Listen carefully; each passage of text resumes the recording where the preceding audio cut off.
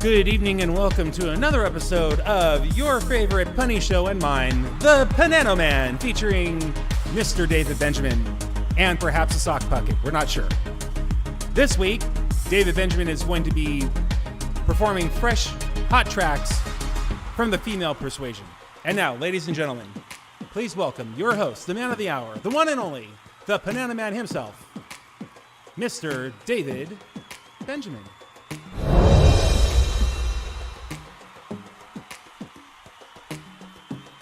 Hello, everybody. Yeah, make sure my mic's on, which looks like it is. Hopefully everybody can hear me.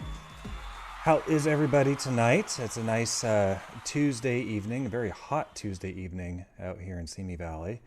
I was just telling Amanda earlier, she has her show tomorrow night, Amanda on Demanda, so if you haven't tuned into her show before, make sure you watch it because it's a good one. But I was telling her that it seems like our shows keep landing on all the really hot days somehow. We've had like a week and a half of weather in the low to mid 80s at the warmest, and it's been really, really nice. And then boom, today it's like 98, and I think tomorrow's supposed to be close to that. So it's like, man, turn the air on, and otherwise we're roasting. So hopefully everybody's enjoying a cooler evening than we're getting here. Tonight's show, I don't know, I think I may have mentioned it on a previous Vaudacity show. Tonight's show, I wanted to focus on female 19th century composers, as there were a few. They obviously were not as well known as their male counterparts. A lot of that was due to gender discrimination, which was very much a thing back then, as it still is now. But they were, these composers that I've picked tonight to present some of their music, they were no less brilliant than their male counterparts. They wrote some really incredible stuff. I decided to do this program about a week ago. So hopefully everything will go smoothly, because I literally had not played any of these pieces prior to about a week ago. But I've absolutely fallen in love with them over the course of this past week, and hopefully you will too tonight. And I'm gonna pull a hunter here and check in with the chat because it's still short enough. And say hi to Barbara and Christina. Hi guys, and Dari, Kathy B. Oh, Melissa Catano's here. Hi Melissa. And hi Mom and Dad. I'm assuming Dad's watching. He better be. And I don't know, Barbara, if Steve is watching, but if he is, then hello to Steve as well. And if he's not, then hello to Steve, because I'm sure he'll see this at some point. And hi, Angelica. And let's see who else. Oh, Anna. Hello. And it looks like, at least as far as who's in the chat, that's it for the moment. Thought I saw Kelsey, but it was Kathy. Hi, Kathy. So, without further ado, I will try and check in with the chat periodically. I've pulled up my cheat sheet here on my iPad next to my screen, information about these composers, because these are women that I knew of but didn't know a lot about. The first one whose pieces I'm playing a few pieces of hers tonight is Agatha Becker Grundahl. She was a Norwegian pianist and composer, born in 1847, and died at the relatively young age of 59. She died in 1907. And she was a contemporary of Edvard Grieg, who is probably the best known Norwegian composer of the latter half of the 19th century and early 20th. She studied with Franz Liszt, among others. She was, by all accounts, a phenomenal pianist and a just wonderful composer. The pieces I'm playing by her tonight are a bit shorter. I won't say simpler necessarily, but a bit on the shorter side. She certainly wrote longer, more complicated pieces than these. It was just, with a week, I didn't have time to learn as much. She apparently, just to kind of beef up her credentials even further, she performed Edvard Grieg's piano concerto a couple of times and apparently received just high critical acclaim for these performances, and I believe it went as far as George Bernard Shaw, after one of those performances, said that she was one of the century's greatest piano artists. So she was something, and she made a living as a musician and as a composer. All three of the women whose pieces I'm playing tonight did so.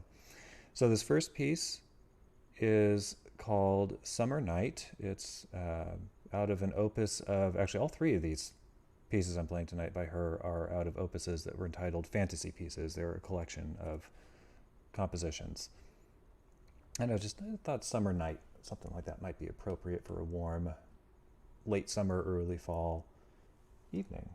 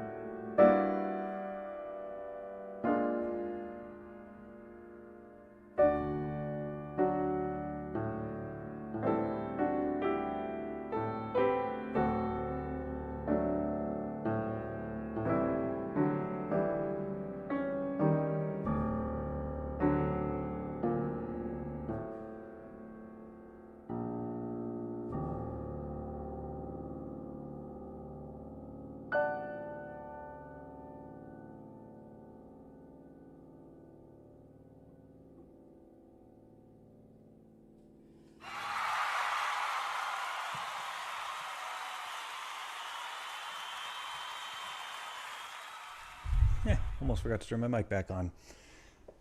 So that was Summer Evenings, Opus 39, number 2. And it's kind of interesting, actually, when I looked up, that wasn't on purpose, I just ended up seeing a list of compositions by Agatha Becker, Grundahl, and they had dates next to each of the opuses. And most of her solo piano music was written, or published anyway, I don't know when it was written, but published during about a 20-year period between 1880 and 1900.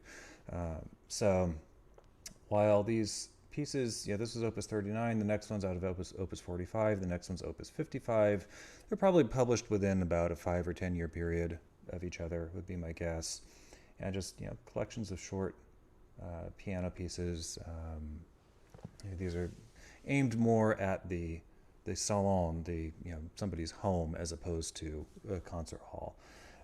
This next one that I've picked out, this one I don't think is supposed to be a one-handed piece, but I'll be playing it single-handedly. But I gotta do my own sound effects because I don't have any buttons.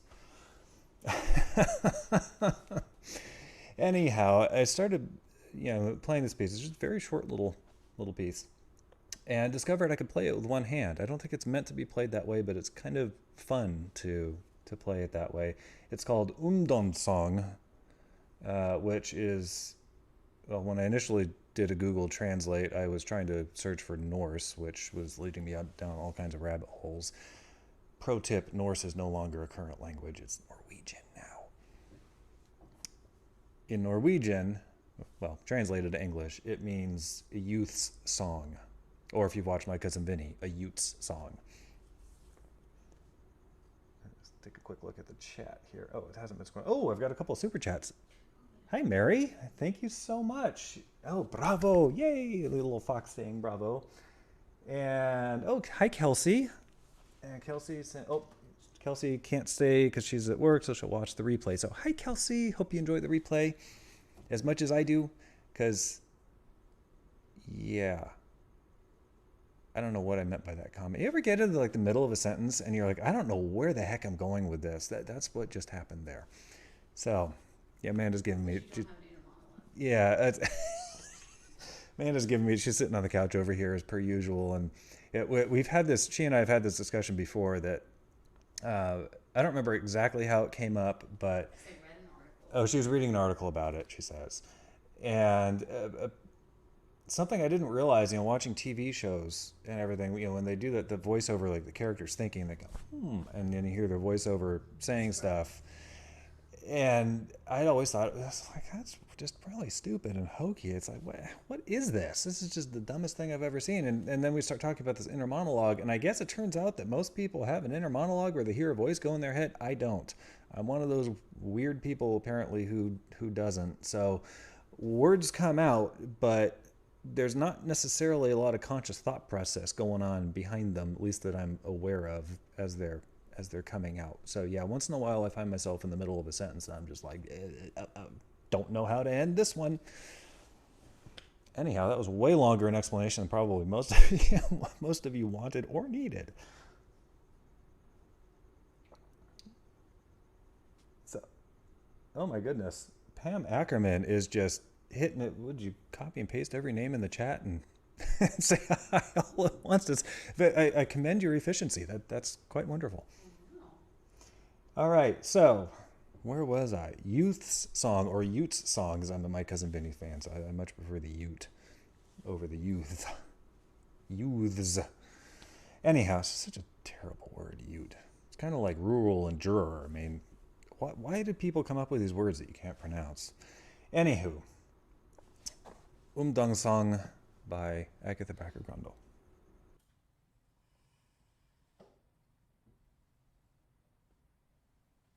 Or for all I know Norwegian, it might be Song. I have no idea how Norwegian is pronounced.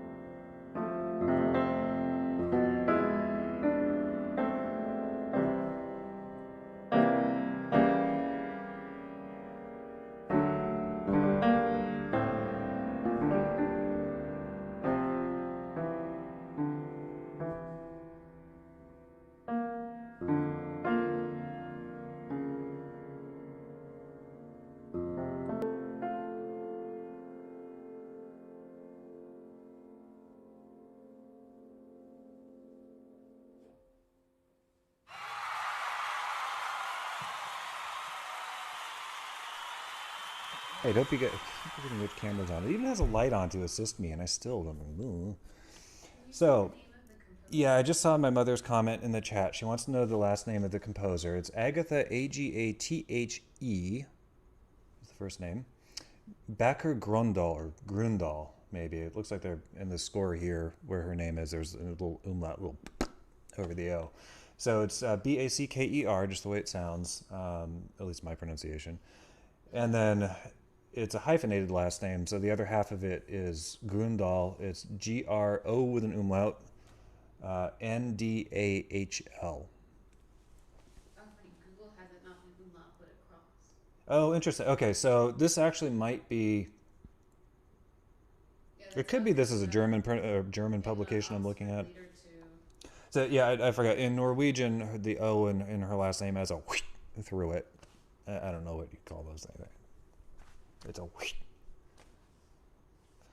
Anywho. I posted it. Okay, Amanda posted it. Thank you, Amanda. Wyatt posted twice, but okay. It posted Agatha.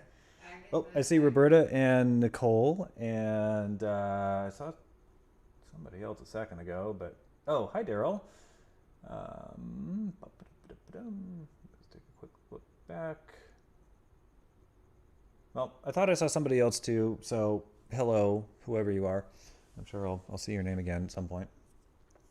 So the third piece, and possibly final, there's one other one I might do at the end of the program tonight, is called, it's a well-known brand, Spansk. Not really. That is actually, that's probably Spansk in Norwegian. It just means Spanish. And it's a waltz form, which means it's got a real strong 1, 2, 3, 1, 2, 3 beat to it.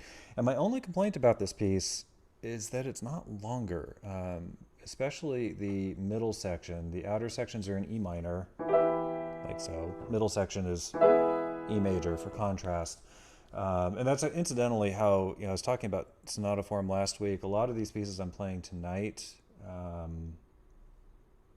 quite possibly all but a couple of them, use what in music is called an ABA form, meaning they have an initial sort of thematic idea, group of themes, and then they will usually modulate from one key to another one. They'll have a contrasting set of musical themes, and then they'll go back to the initial stuff. So that's exactly how this piece is set up. The previous one is more or less how it was set up, just very, very brief. And the first one that I played as well, I used that same form. So this one is called Spanish, and I think you'll understand why. It's got it's reminiscent of Spanish style music, but this is a Norwegian's impression of it.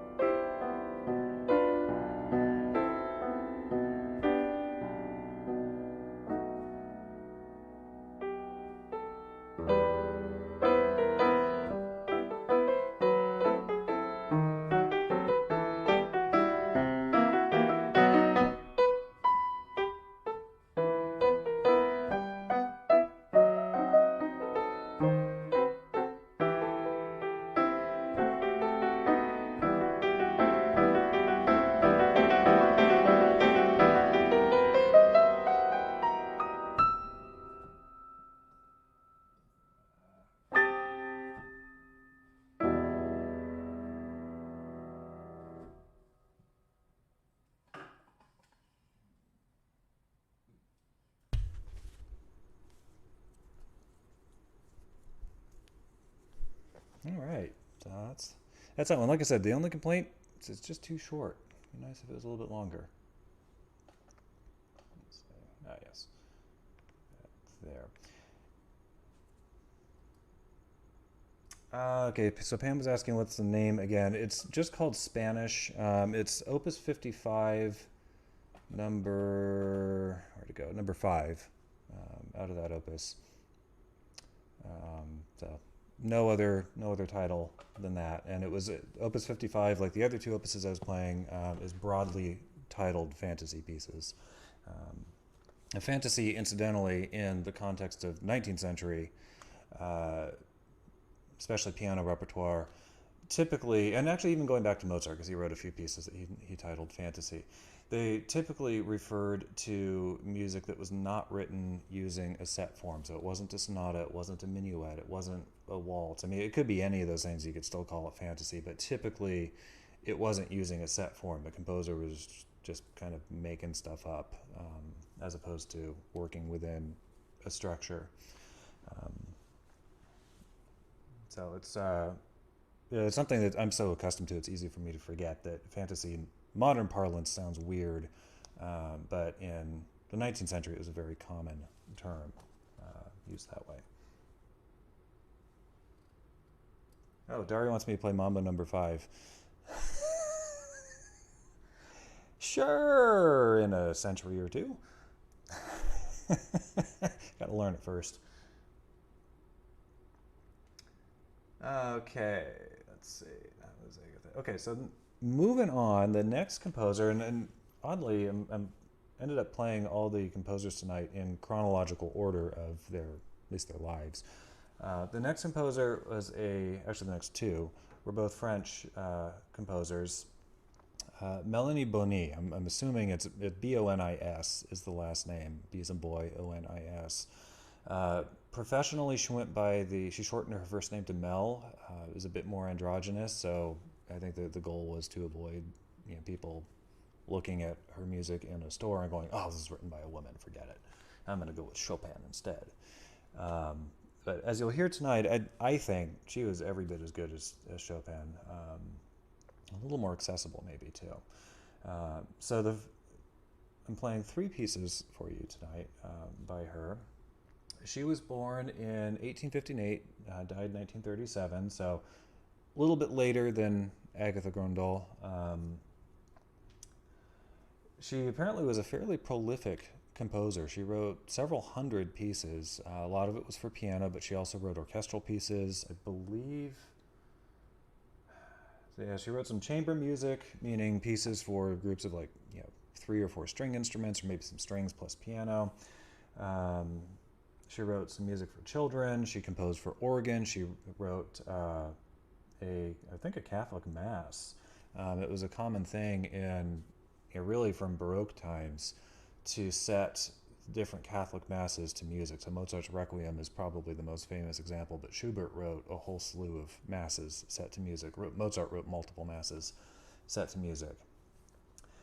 And so she wrote one of those. She wrote a number of orchestral pieces.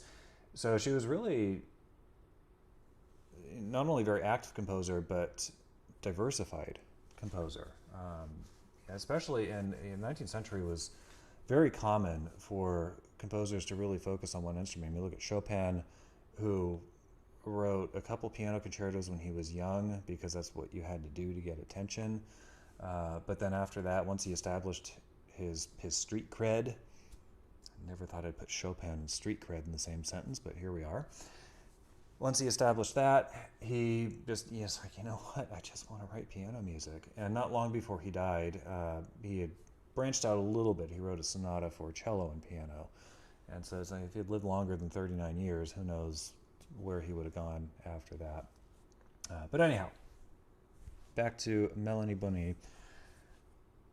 The couple of pieces I am playing for you tonight are, 2 of them are entitled Songs Without Words. I'm not going to try and butcher the French pronunciation. This is a form of music. If you watched Deep Cuts the other night, I played one by Mendelssohn. Mendelssohn kind of invented this form of music. in which you have typically a flowing sort of accompaniment like that, and then a real clear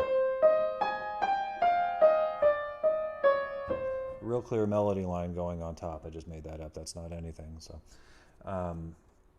and you know, the melody line can be in different places. In this particular piece, this first one I'm playing, it's down here,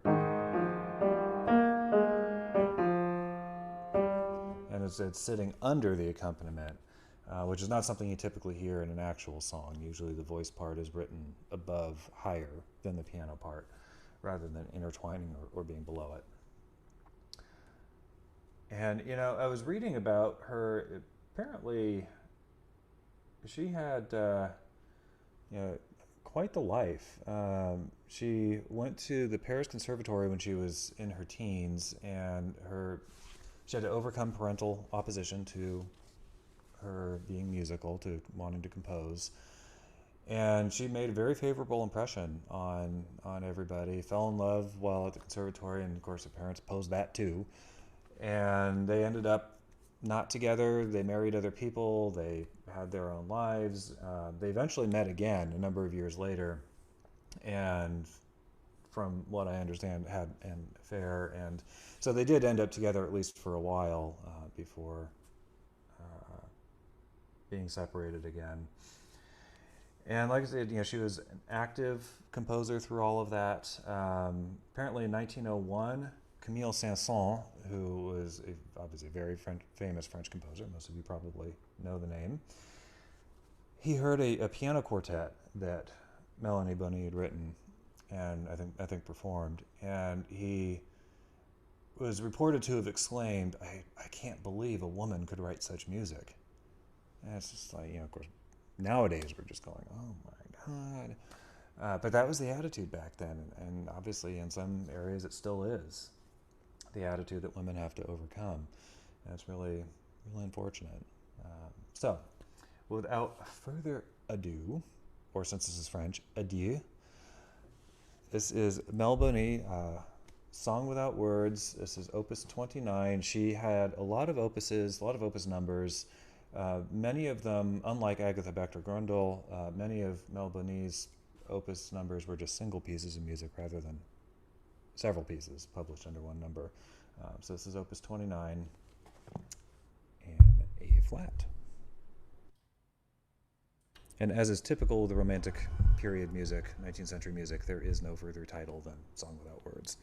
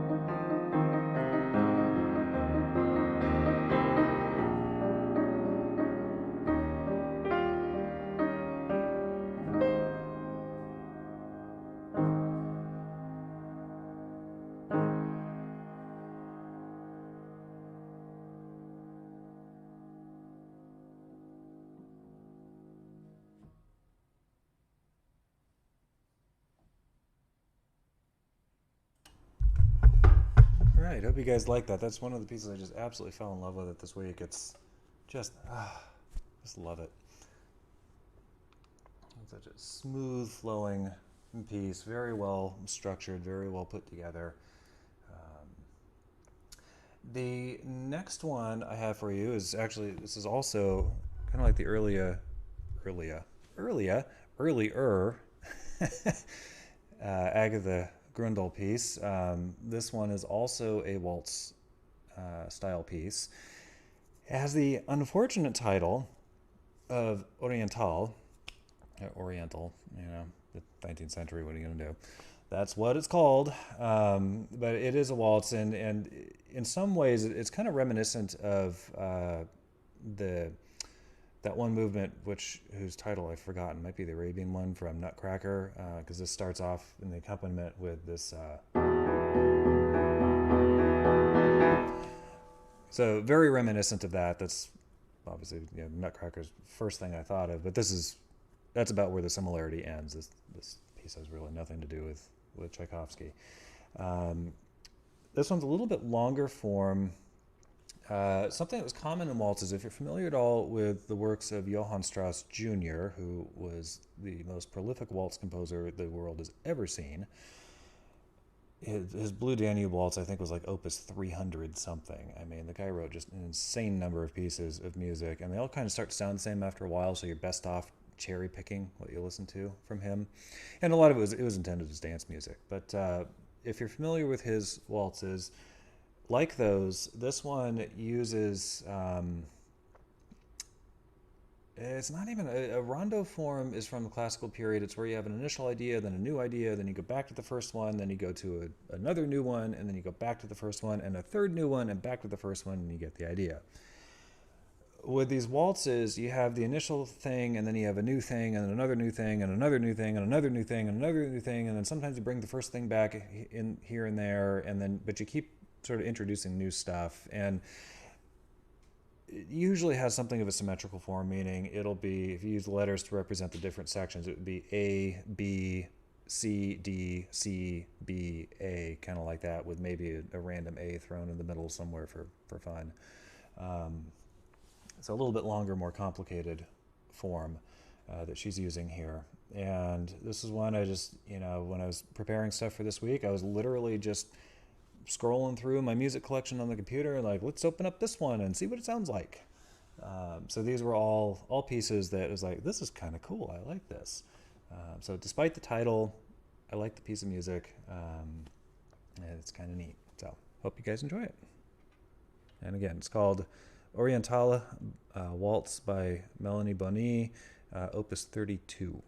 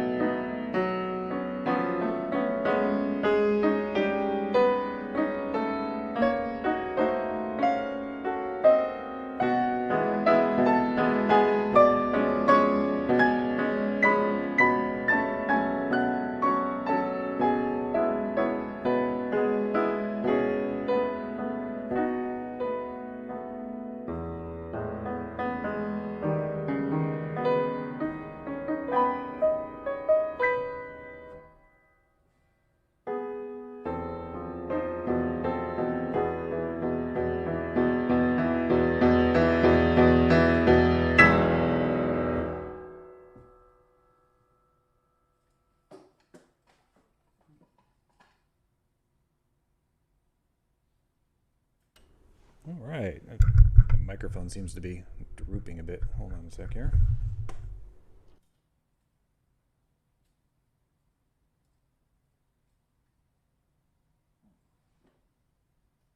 All right, well, now it's just in my face, but whatever. Looks like you guys enjoyed that one. I did too. Oh, hey, Paul. How you doing tonight? I don't know. Let's see if there's... Amanda, has anybody else come up in the chat? I see Jeremy. Hi, Jeremy. Thanks for joining. And I see a super chat. It looks like it's from my mom. And she says, your song selections and explanations have been wonderful tonight. Thank you, Mom. I rather think so myself. Did you say hi to Diana Nicole? I did not. Hi, Diana. I think I've been seeing your name in the chat kind of out of the corner of my eye. Let's see. I think that might... Roberta? I did say hi to Roberta earlier, and if I somehow didn't, I only think I did. Hi, Roberta. I'm pretty sure you saw Angelica earlier too. Yeah, I did see Angelica. That's the only newer person. Okay, cool. Yeah, I agree, Barbara. That is a very, very pretty piece. This next one, I said earlier, just having fallen in love this week with some of this music. This next piece is the second of the two songs without words that I'm playing by Melanie Boni tonight. And there's absolutely one that I just fell in love with. It's written in the... If any of you know how music is written, you know that there are key signatures. So the staff lines, those lines on the page with the dots on them for the notes, they correspond to keys on the piano, if you're playing piano. And just with no other modifications, they're basically all the white keys is what it amounts to. But you can put flat symbols in, which look like a stylized letter B, or you can put sharp symbols in, which look like a hashtag symbol, and those modify the notes on the page such that maybe instead of playing this one, you play that one. And the key of G flat, as you might be able to see from the camera view up there, is almost entirely on the black keys, not the white ones. There's a lot of flats you have to remember, a lot of modified notes that you have to remember on the fly when playing in that key. But this is one where I don't know. Oh, it does say it. See, she was a French composer. These old publications are French. Do I read French? No. Do I read Italian? As far as music is concerned, yeah, I know what most of the terminology means. In this case, I don't know how to pronounce the French words, so I apologize. The word for hand is spelled M-A-I-N, if I remember correctly, and the word for left is gauche, G-A-U-C-H-E. The word for right, I don't remember, but it starts with a D. Amanda's rolling her eyes back there. I literally just noticed, I've been playing this for a week, literally just noticed that the piece is telling me to do what I've been doing this whole time, which is some of these melody notes you have to reach over with your left hand and hit the melody note with your left hand and then go back down here. So you'll see me doing that in this piece. And I just started doing it because I was like, oh wow, some of these melody notes are so far away from what the right hand's playing. You have to kind of go blip and then back down. And the left hand isn't doing anything in those spots, so yeah, it's a lot easier just to cross over and hit it with the left hand. And it turns out that's what I'm supposed to be doing. So, for those of you keeping score, this is Song Without Words by Melanie Boni. It is Opus number 56, so a little bit later on in her life. I don't know exactly how much. I don't know what the publication dates were of these various pieces. But suffice it to say, she had probably composed a bit between the earlier ones and this one. I think this one shows a little bit more complexity in how it's put together.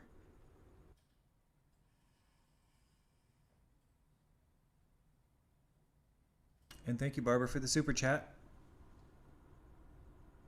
Oh, I said all my pieces have been beautiful tonight, and you're so proud that I'm your son-in-law. Well, I'm very lucky to have you and Steve as parents-in-law, I guess would be the term. You guys are absolutely wonderful, so thank you so much.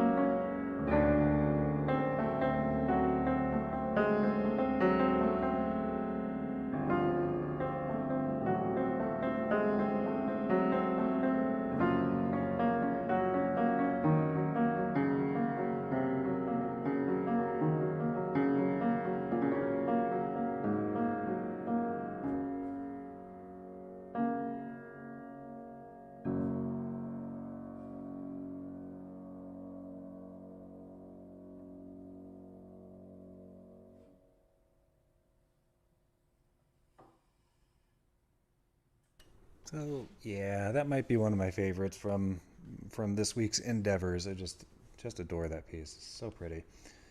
And it's like, you know what, Chopin, eat your heart out, because she was just as good.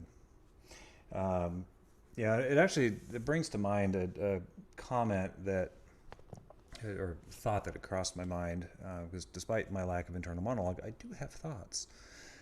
Earlier today, and that was that, one thing that struck me about playing these pieces by these female composers is that they either didn't or didn't receive recognition for pushing the boundary of piano playing, for developing new technique. That was something that Franz Liszt was really probably his biggest contribution to piano, aside from the just staggering number of compositions he wrote for piano and for other groups of instruments and voices as well, but mainly for piano, was that he invented a completely new way of playing the piano. I mean, the stuff he played, it was just unthinkable prior to his lifetime. Nobody had any clue that you could play the piano the way he did. And so he developed a completely new way of approaching the keyboard.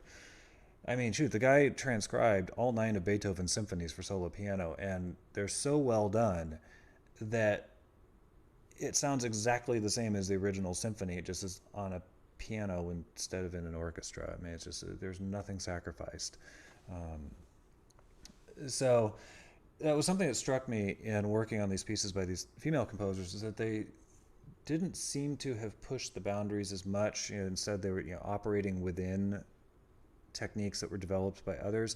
I don't know how true that is. My guess would be it probably goes back to gender discrimination. They wanted to sell accessible, playable music, and not having the platform that their male counterparts had, they couldn't really push beyond. They had to stay within to a certain extent. That being said, I absolutely adore everything that I've played by them. In some cases, I like it better than the stuff I've been playing for years by Chopin and Beethoven and all those guys.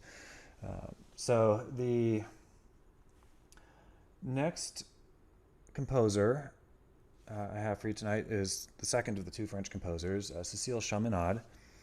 And she was roughly the same time period as Mélanie Bonny. I think she was born a year earlier, died a few years later, so she was 1857 to 1944. And apparently she was very prolific composer before around 1900 or so. And then, but in 1899, she had some premieres, I think, with some singers doing some songs where she had written the music, and they didn't get very good reviews. And after that, she really, unfortunately, didn't compose as much anymore. The pieces I'm playing tonight, this first one is Opus 12, so a relatively early one, and it's out of a book of children's pieces, just a cute little piece of how to play it. The other 3 pieces are all, I think she had like 160, 170 something Opus numbers. 2 of the pieces are Opus 101, Opus 104, the other one's Opus 165. So relatively late, but that being said, I don't know exactly when they were composed. My guess would be probably 1920s, 1910s, somewhere in there. They're public domain, which is how I was able to get free scores of them.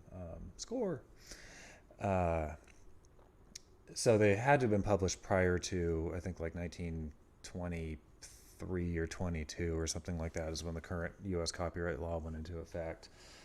So anything published before that is now public domain. So it had to have been prior to that that these were written. So this first one, and Cécile Chaminade, incidentally, she let's see, where did it say it? She was a very popular composer in the U.S., actually, at the end of the 19th century, early 20th century. And she did an American tour, and it was very well received in this country. She wrote some music, I think, while here, orchestral stuff. And overall, her piano pieces, and her other compositions were popular during her lifetime, but sadly, she's kind of faded into obscurity over the years, and it's really unfortunate because she was, as with the other two composers tonight, by all accounts, a phenomenal pianist, and as you'll hear, a fantastic composer as well. So this first piece is from a book it's called Children's Collection. It's a children's, what's the word? Pastoral. Amanda, is there an English translation of that? Pastoral or pastoral? I am like completely blanking right now. There is a word for it that's the English version. It might just be the same word as I have on the page in front of me without the E on the end of it. Pastoral? Pastoral. It means pastures, open fields, sheep farmers, that sort of thing. What? It's the crook. Oh. The pastoral is the shepherd's crook? I'm going to look for some more. Huh. So if you have a publication full of these in between a couple of covers, would that be a crook book? All right. I don't pun enough on this show. It's really hard to do when you're the only one talking. It's a lot easier when people say stuff. I can make a pun out of that. This says pastoral. Okay, pastoral. So yeah, just sheep farmers, open fields. That's kind of the Beethoven wrote an entire symphony, the number 6, called the Pastoral Symphony, with that sort of imagery very much in mind, and that's what's going on here. So, and again, this book, initially I was kind of wondering if this was written for children to play or if this was written reminiscing about being a child. Is written for children to play. It's a relatively simple piece. Now that I've said that, I'm probably going to screw it up. But a number of composers like Schumann wrote, I think, some children's pieces, but also wrote some memories of being a child, wrote some pieces like that. So it's if it just says children's piece, it may not always be written for kids. In this case, I think it might have been.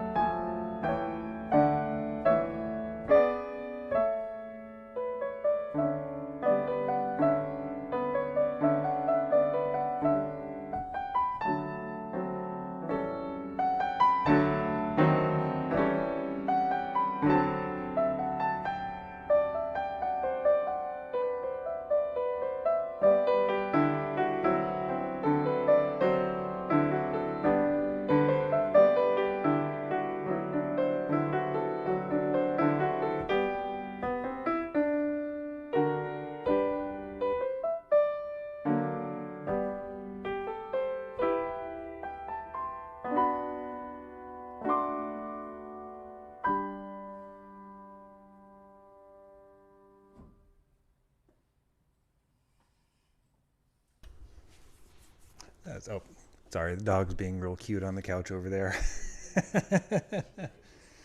It's a pretty little piece. That was one, like I said, I was literally opening stuff on the computer, checking out these different pieces of music and just seeing what they all were, because I haven't really... Chaminade is somebody who I've played a few of her pieces in the past, or at least attempted a few of her pieces in the past, but never really seriously took a look at. And I'm very glad I did now. So I ran across that one, thought, it'll be a fun one to share. It's a cute little piece. Now this next one by Chaminade is Opus 165, so towards the end of her opuses, later in her life. And it is just entitled Nocturne. It's in B major. Those of you familiar with 19th century music might associate nocturnes with Chopin because he wrote 20-something of them, of pieces called nocturnes. And he did not invent the form, even though his name is probably synonymous with nocturne now as being the most effective composer at nocturnes. He did not invent it. That credit goes to an Irish pianist and composer named John Field, who came up with it. John Field lived a little bit earlier than Chopin. He was early 19th century, somewhere around the time of Beethoven. And the nocturne form, as I said earlier, a lot of these pieces use that ABA form, meaning they have sort of an initial thematic thing that happens in one key, and then they have a contrasting key, and then it's back to the first thing again. That's very much how nocturnes are set up. But as the name might imply, they are intended to be evening pieces, reminiscent of nighttime, stillness, and all that.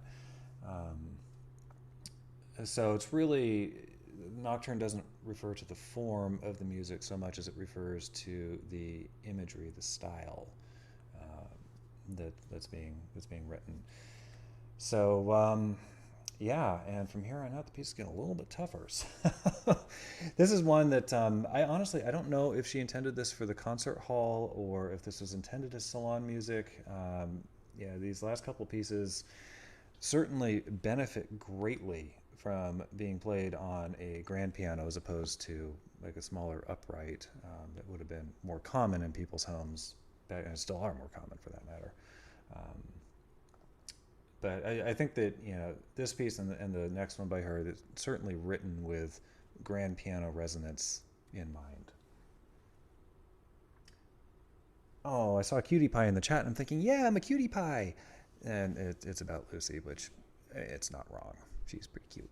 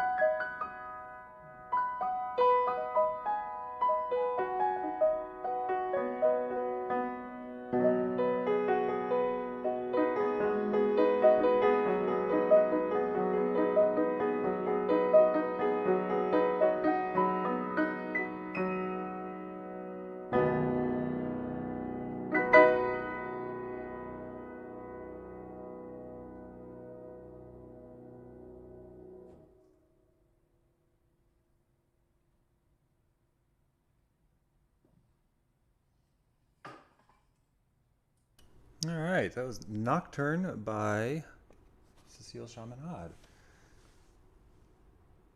I feel like is there a super chat earlier that I... No, I saw it. Okay. Just making sure. Didn't miss anything. So this next piece, actually I seem to have closed one by mistake, but we're already running over the hour that, surprise, surprise, right? So I think maybe I'll save that one I somehow managed to accidentally close for another time. This next piece, the last one I'll play by Chaminade tonight, is called Tristesse, or Tristesse. I'm not sure if you pronounce the E on the end. And I Googled it because I knew more or less what it meant, but I wanted to make sure I had the meaning right. And it means it's just melancholy sadness. You know. This has a fair bit of passion to it. It's not a laying on the couch, moping, woe is me sort of piece. I think there's more, I don't know if anger is the right word, but there's just more emotion in it than that. And this is one that, you know, if you ever get a chance to hear it live, not over the YouTubes, but live as in you're standing next to the piano or something, it is well worth it. This is a piece that absolutely benefits from the sonority of these real low notes on the piano, and it's one that I just instantly was like, holy smokes, this thing is incredible, when I first played through it. So wanted to share it with you all tonight. This is Tristesse, Opus 104 by Chaminade.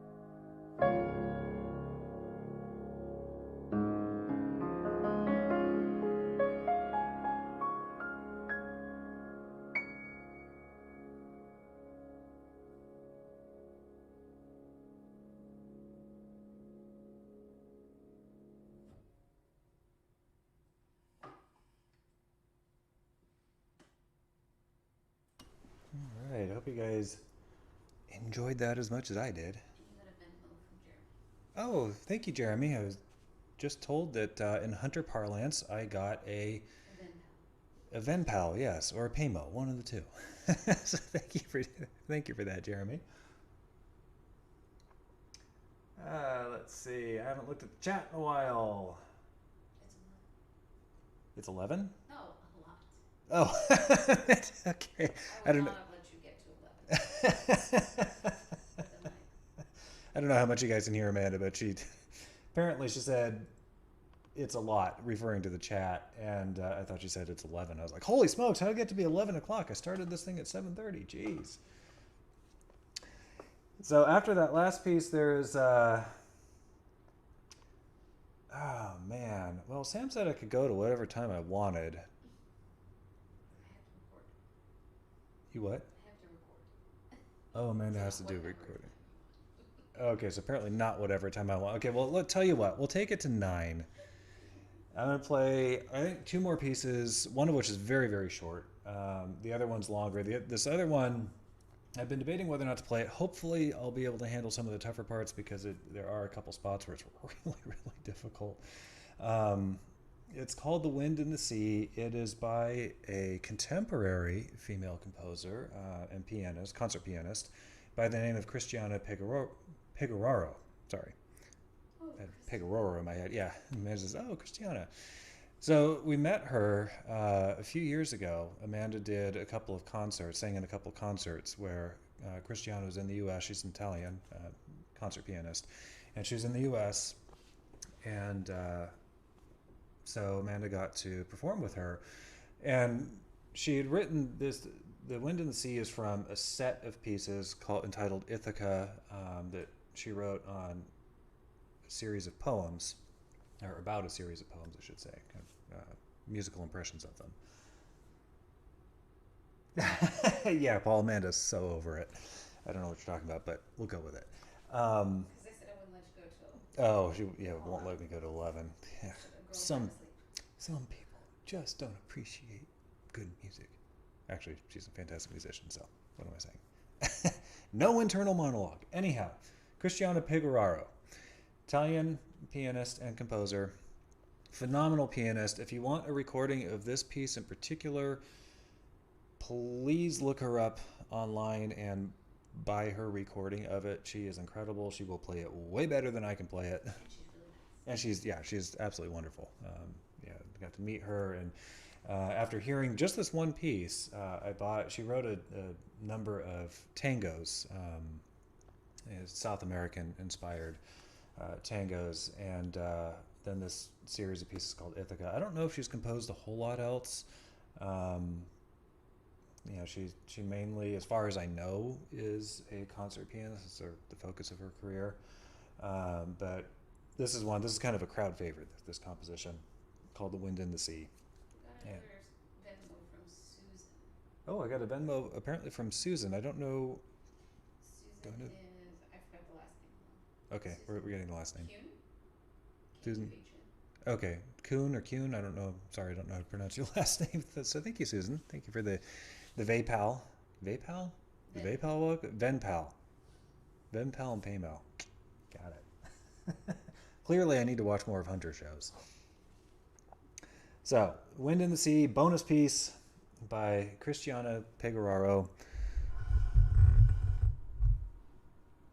Christiana Pegoraro. I ended on a... Sounded weird.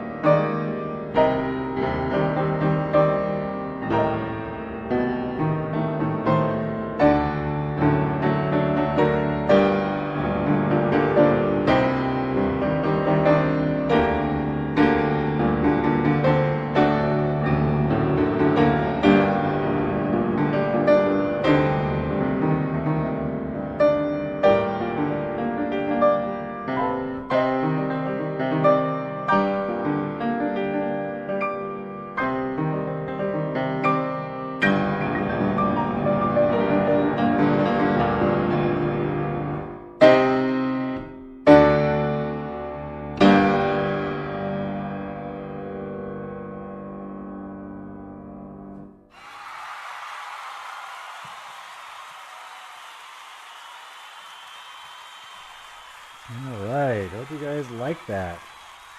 If you want to hear it played with all the right notes, look up Cristiano Pecoraro, P-E-G... Hang on a second, let me get the name here. P-E-G-O-R-A-R-O. Cristiano with a C. C-R-A-S-T-I-A-N-A. P-E-G-O-R-A-R-O. She is a fantastic, incredible musician and pianist, and highly recommend looking her up. And last but not least, we're going to pull it back to Agatha Becker Grundahl, this short little piece called Grandmother's Minuet. Interestingly enough, Grieg wrote a piece, I believe, that had the same title. I don't know if the two have any relation to each other whatsoever. But I ran across it during the week. I thought, this is a fun little thing. Might be a fun way to end the evening. So, Grandmother's Minuet by Agatha Becker Grundahl.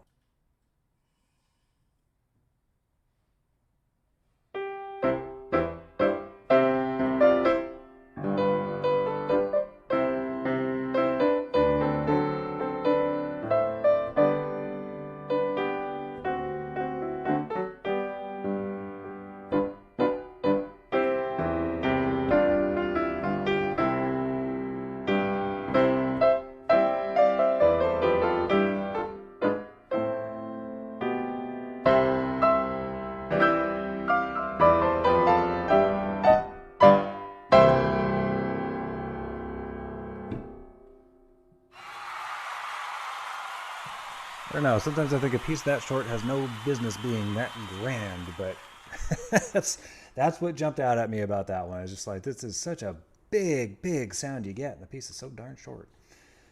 So that is all I've got for you all this evening. Thank you so much for joining me. And Sam, do we have any promos for upcoming stuff? If you're there. No slides. Sorry. No slides. Okay. All right. Well, we're winging it on the promos. So tomorrow night at 7:30, Amanda's like putting her arms up in the shape of a clock, except I can't read that kind of clock. Well, I mean, I can, but not from that angle. Oh, she's just doing this. Okay, so apparently it's a field goal or touchdown. Oh, yeah. Well, over there, actually. Starting over. Rewind.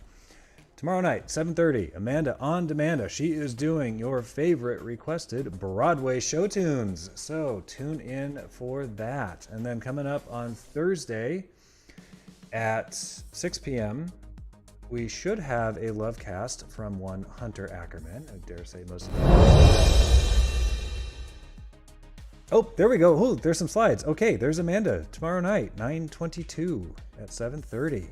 Broadway week. She'll spin her wheel, she'll pick your selections, or the wheel will pick your selections. We all know it's rigged.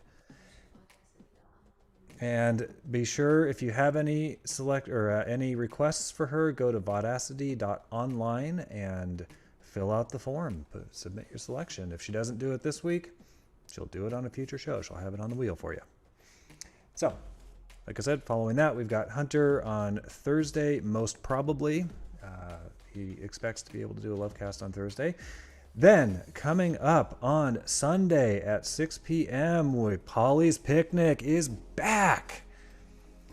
I'm going to be performing in it. I have yet to decide what to play, but I'm going to be playing something. Amanda's going to be performing in it. We got Paul, we got Jamie, we got apparently Everly, Stephanie, Wendy, Darren, Mike, Nicole, Todd, Caitlin, Bobby, you all know these names, Craig, Dari, Marcus D, and more. All these people we've missed all summer seeing in one big giant show that's so unwieldy it has no business standing up on its own, but it does. It's great and it's fantastic and we all love it. So hope to see you there 6 p.m. Sunday evening, and prior to that 7:30 tomorrow night for Amanda's show, and 6 p.m. on Thursday for Hunter Ackerman's Lovecast. Thanks so much, everybody. It was great having you. It was great playing for everybody tonight. And I'm doing this now every other Tuesday. I'm switching back and forth with Dari. She's going to be next week on Tuesday. And then I'll be coming back in a couple of weeks. So look forward to seeing you then. Good night.